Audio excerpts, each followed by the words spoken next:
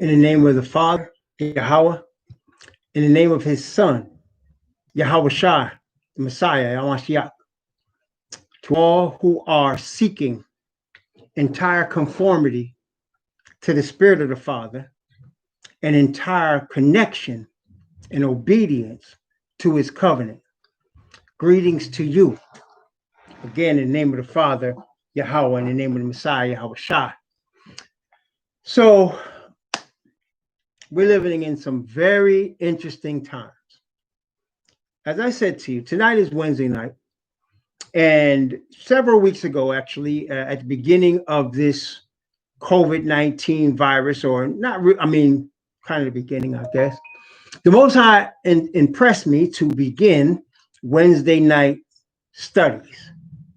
Now, during the course of the weekend, Friday and Sabbath, Friday night, actually Sabbath, and during the course of the Sabbath during the day, we're doing studies right now. We're in the book of Isaiah, but the Wednesday night studies have been more tailored to our current situation. Not that Isaiah is not, because prophecies throughout the Bible are being fulfilled at this time, throughout the Bible. And so every time we're looking at Isaiah, and then by the grace of the Most High, we're planning on doing Jeremiah next.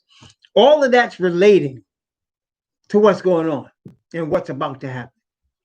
But last week, the Most High revealed that we are now in the first angel's message of Revelation chapter 14.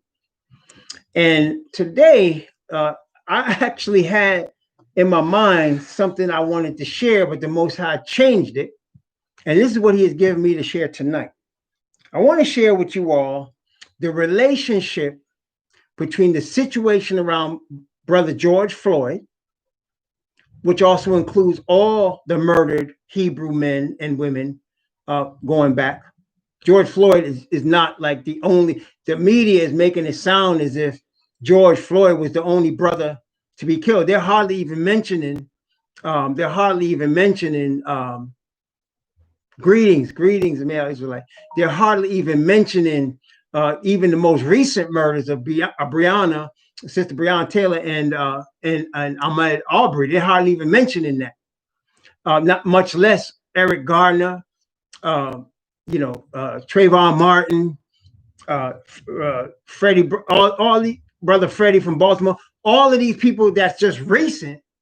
Not, of course, including all the nameless people that were murdered in places by the police, in places in big cities like LA and Boston and New York and DC and Baltimore and Chicago, not to mention the thousands of nameless brothers that have been murdered over the course of decades and even centuries, not to mention all the brothers that have been lynched that we don't know nothing about, or people that have been dumped in rivers that we don't know nothing about, in lakes that have been murdered, not to mention all them. But this violence against us goes back a long way. So this George Floyd situation, though, what's different about this is that it's coming at a biblically historical moment.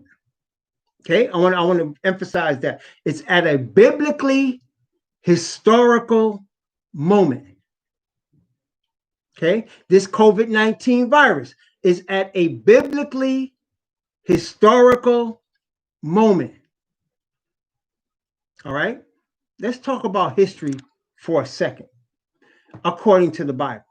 History according to the Bible. Now, there's history according to man, and there's history according to the Bible. Now, I'll give you an example. When you talk to man, they'll tell you about dinosaurs they found bones of and giants they found bones of, and how these things are millions, if not tens of millions of years old. And let me tell you one of the tricks of Asatan.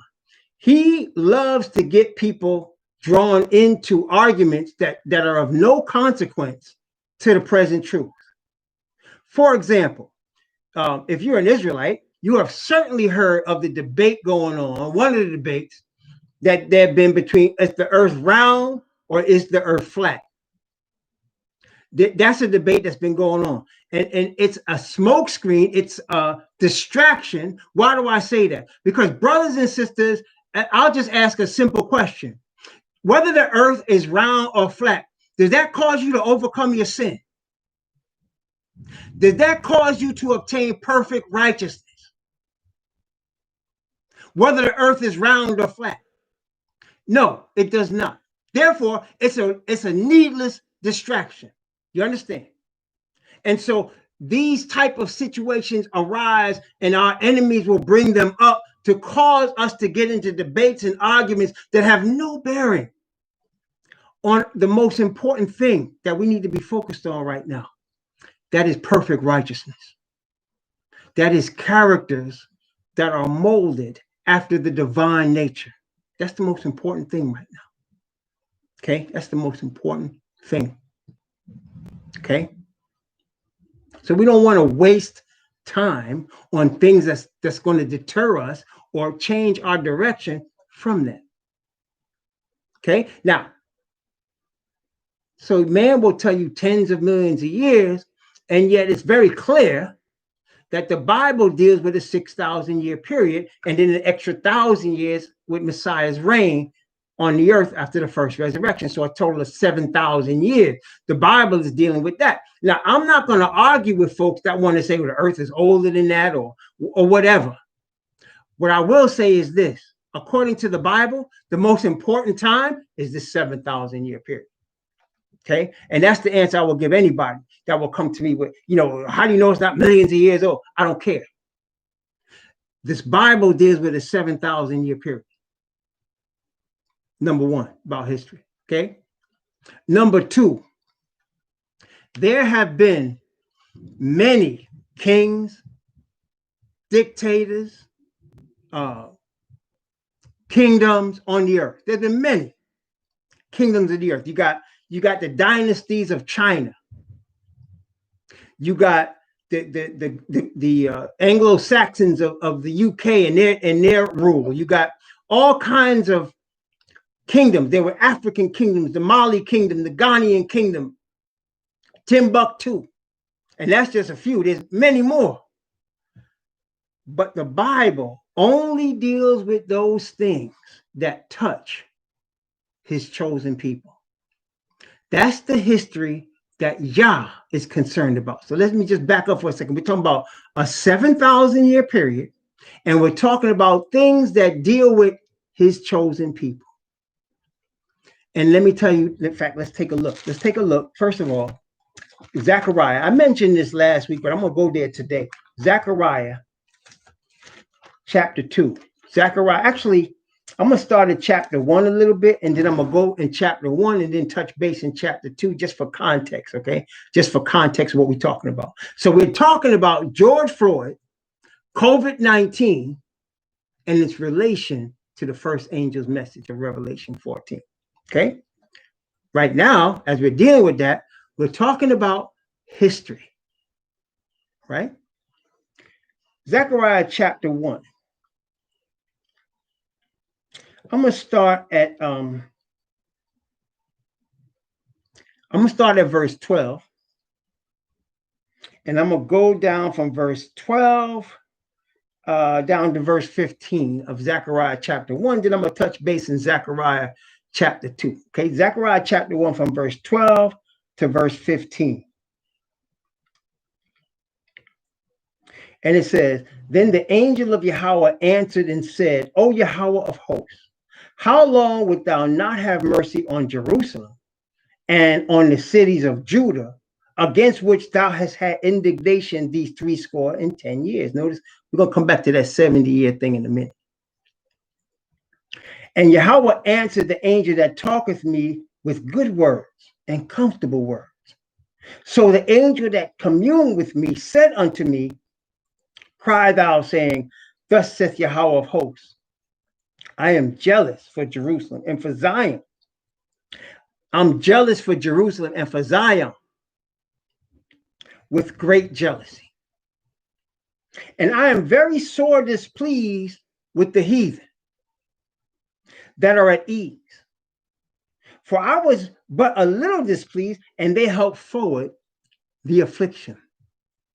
Again, the Most High's concern in terms of history and in terms of earthly kingdoms is only gets his attention what affects most his chosen. That's what gets his attention. What affects his chosen the most? There's a lot of history that's going on outside of that. He's not concerned with that. His concern is what affects his chosen. And everything that he has done, everything that the Most High has said is about that. Okay. And when heathen are mentioned in the Bible, they are mentioned because of their relation, positive or negative, to his chosen. Again, I'm not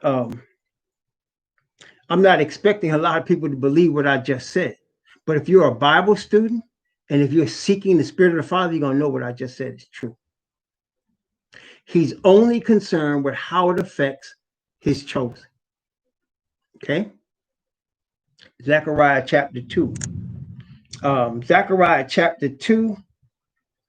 I'm going to go from verse 1 down to verse 8. Zechariah chapter 2, from 1 to 8. I lifted up mine eyes again and looked, and behold, a man with a measuring line in his hand. Then said I, whither goest thou? And he said unto me, to measure Jerusalem, to see what is the breadth thereof, and what is the length thereof. And behold, the angel that talked with me went forth, and another angel came out to meet him. And he said unto him, run, speak to this young man, saying, Jerusalem shall be inhabited as towns without walls, for the multitude of men and cattle therein. For I, saith Yahweh, will be unto her a wall of fire round about, and will be the glory in the midst of her. Ho, ho, come forth, and flee from the land of the north, saith Yahweh, for I have spread you abroad as the four winds of the heavens, saith Yahweh. Deliver thyself, O Zion, that dwellest with the daughter of Babylon. For thus saith Yahweh of hosts, after the glory hath he sent me unto the nations which spoiled you. For he that toucheth you toucheth the apple of his eye. Now let's stop here for a minute. Again, I want to reiterate one of the things we always reiterate, the man that is the descendant of slaves from the west coast of Africa, he's your Hebrew. He's your children of Jacob, whose name was changed to Israel. He is the chosen. These are the servants of Yah. These are those that have been scattered to the four corners of the earth. From the west coast of Africa in particular, most of these are from the southern kingdom of Judah. 700 years prior to AD 70, the northern kingdom was spread. And the Most High in many places says, I'm going to bring Ephraim and Judah together. He calls sometimes the northern kingdom Ephraim. Sometimes he says Israel. He'll say the outcasts of Israel and the escaped of Judah, because he's talking about the southern and northern kingdom. And of course, he tells us in Ezekiel chapter 37 that it's not going to be two kingdoms anymore. It's going to be one kingdom. Okay, but he identifies them in prophetic terms, in terms of the northern kingdom and the southern. The northern kingdom was scattered through the Assyrian army. The southern kingdom was first scattered with Babylon, then later Rome. That's why you had at the crucifixion of Yahweh, a man named Simon of Cyrene coming out of the country, because those people had been scattered into what's now known as Africa for a while before the death of Messiah, from the Babylonian Empire. And even after that, with your Greeks, they have been scattered in your Medes and Persians. And they often, of course, went to the place we now know as Africa, which is the land of Ham.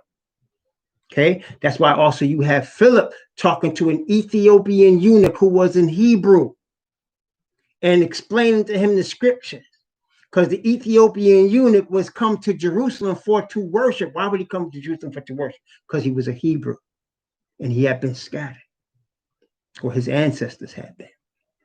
Okay, so that's not new. And he's telling us, even though we're scattered, we're the apple of his eye. Okay?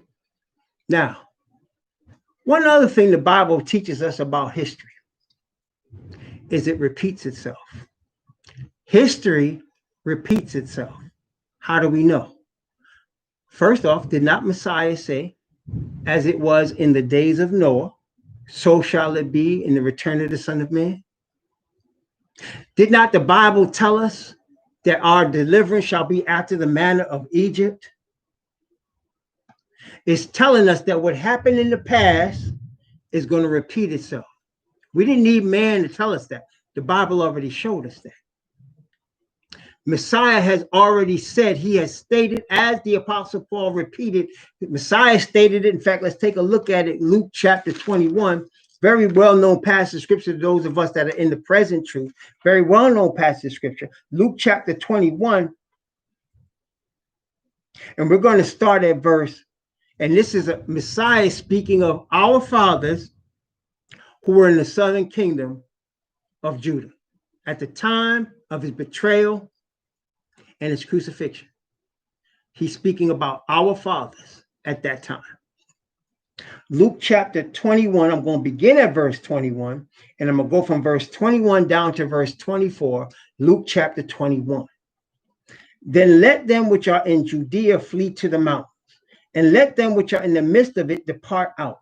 And let not them that are in the countries enter thereinto, for these be days of vengeance. Vengeance against who? Against our fathers.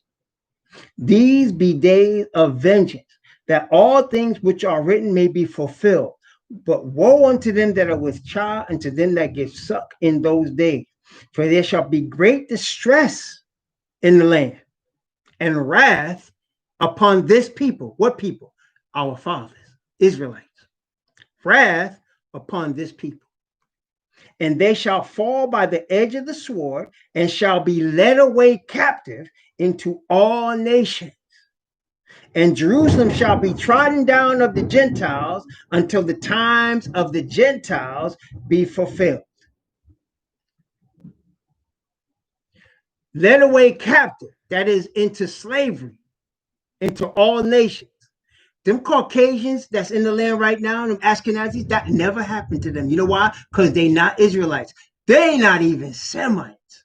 They sons of Yafet that are converts to a religion they made up called Judaism. Ain't no Judaism in the Bible. Okay? But these heathen have used parts of this Bible to create Judaism and Christianity.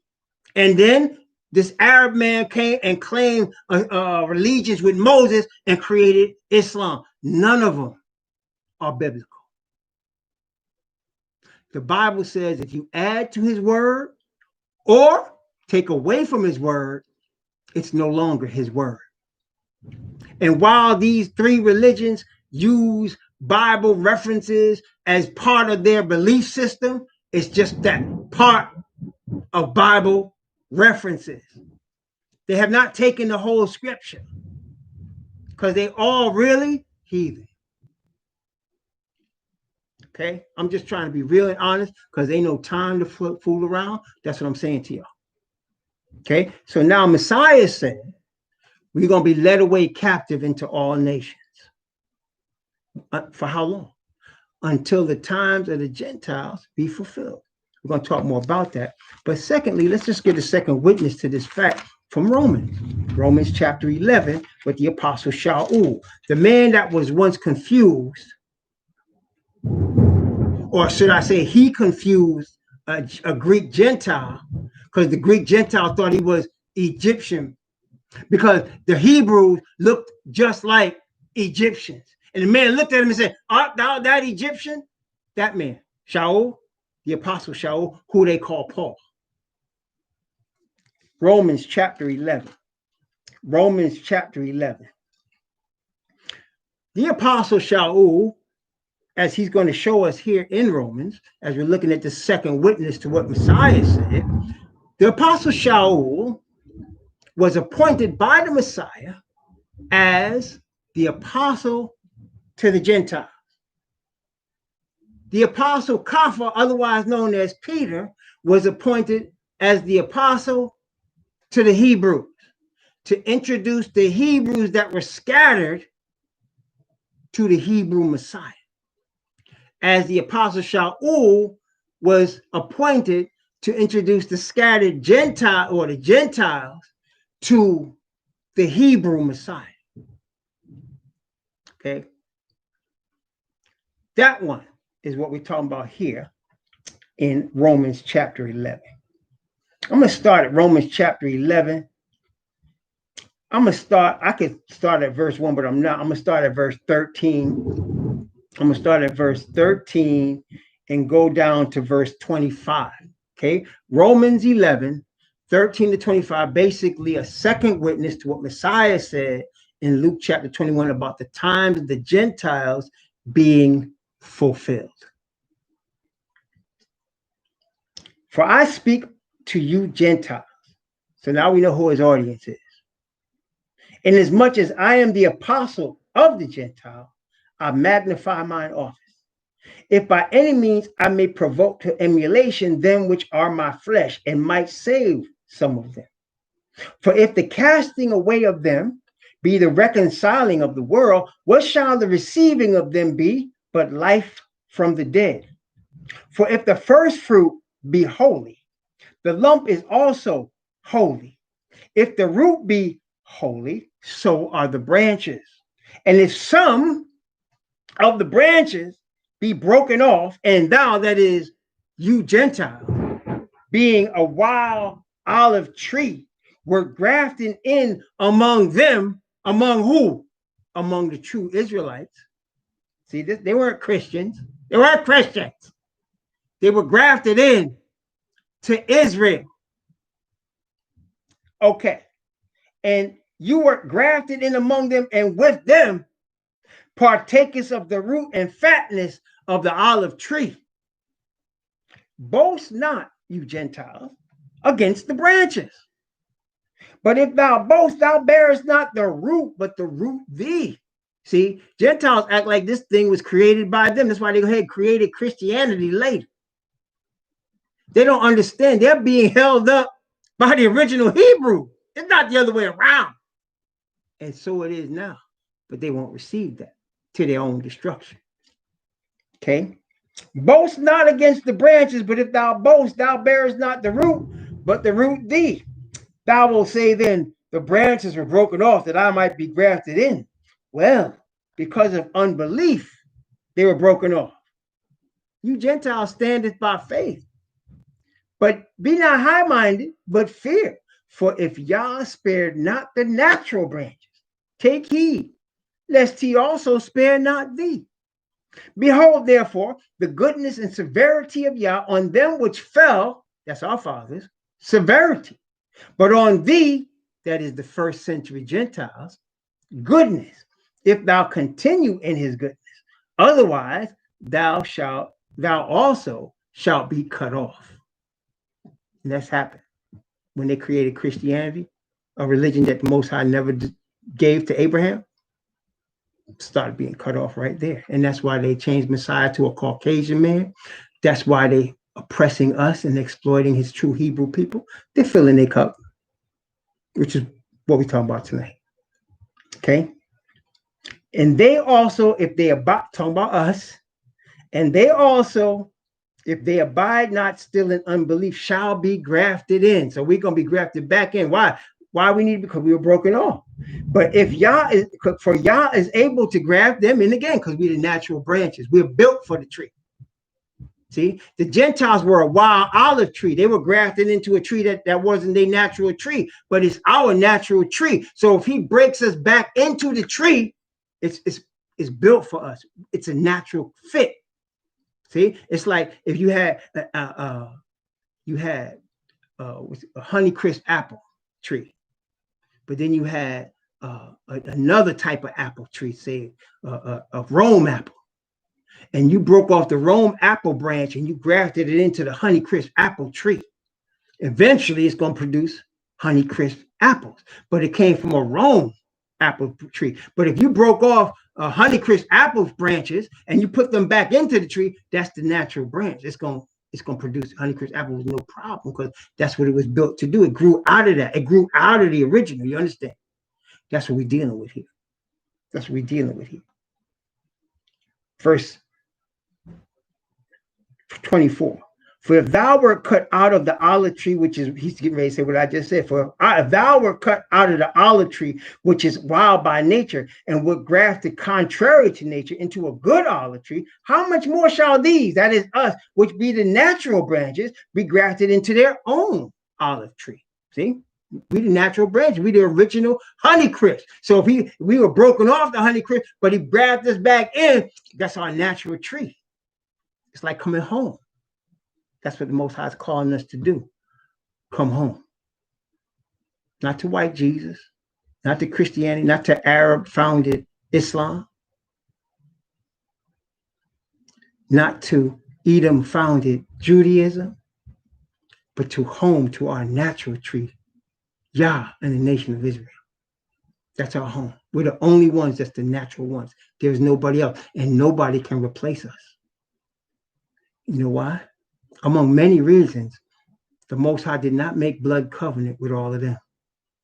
He made blood covenant with our fathers. And it's forever. That's why the punishment had to be severe. We Abraham's children.